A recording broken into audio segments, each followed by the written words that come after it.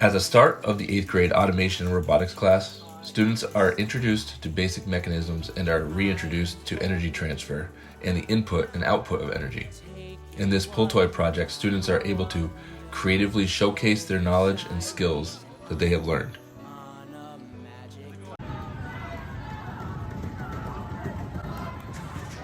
In this project, students were challenged with building and coding the fastest drag racer. What you're seeing here is the final tournament between the fastest cars from each class. They were able to race in front of the entire 8th grade class. It is rare to see the entire class come together and root for each other during the pandemic. It was nice to see. Using previously learned math for determining gear ratio, they were able to apply the formula into their cars. Students were also introduced to torque in this project.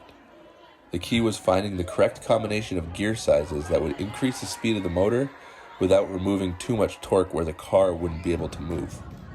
It is a perfect example of how STEM connects the general education classes to the real world.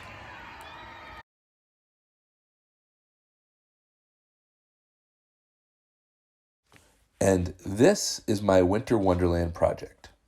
Students were challenged with making a theme park. Each group developed their own ride. They were able to utilize all the skills they have learned up until this point, including coding and engineering using the mechanisms. Classes from around the school were invited to come see the projects. Students were very proud to show off their rides to the other classes. And as a teacher, I was also very proud to see what my kids were able to accomplish.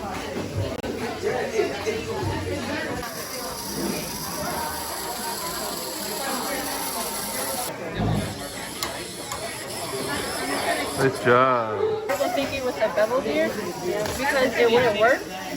Hey guys, what do you have for, how are you controlling it? We're controlling it with a potentiometer. That's all the way over here. And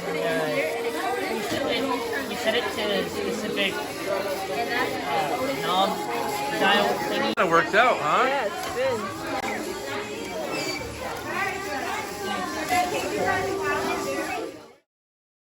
This year at Leicester Middle School, 6th grade students are taking a class called Flight in Space.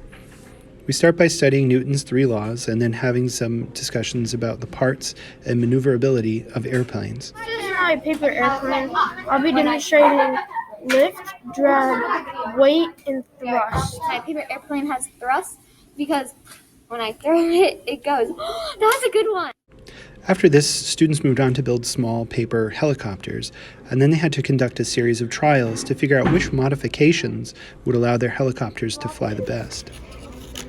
The following project was called Skimmer Cars, and these cars help students understand the balance between friction and lift to help create a car that can scoot across the floor the best.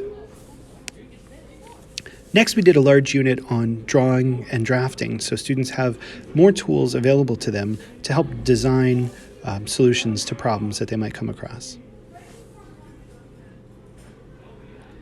And then we moved on to our unit on space.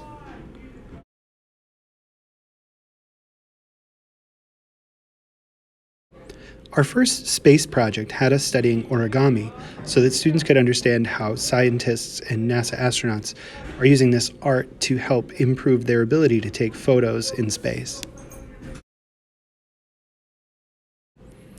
After solar shields, we started to look at some model rockets and ways of using mathematics to indirectly measure how high something is off the surface of the Earth.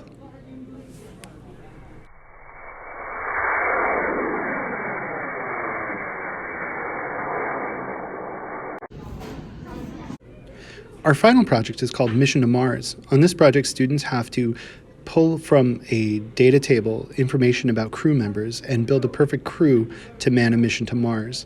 They also have to choose their landing site, their launch vehicle, and then build a prototype Mars landing module.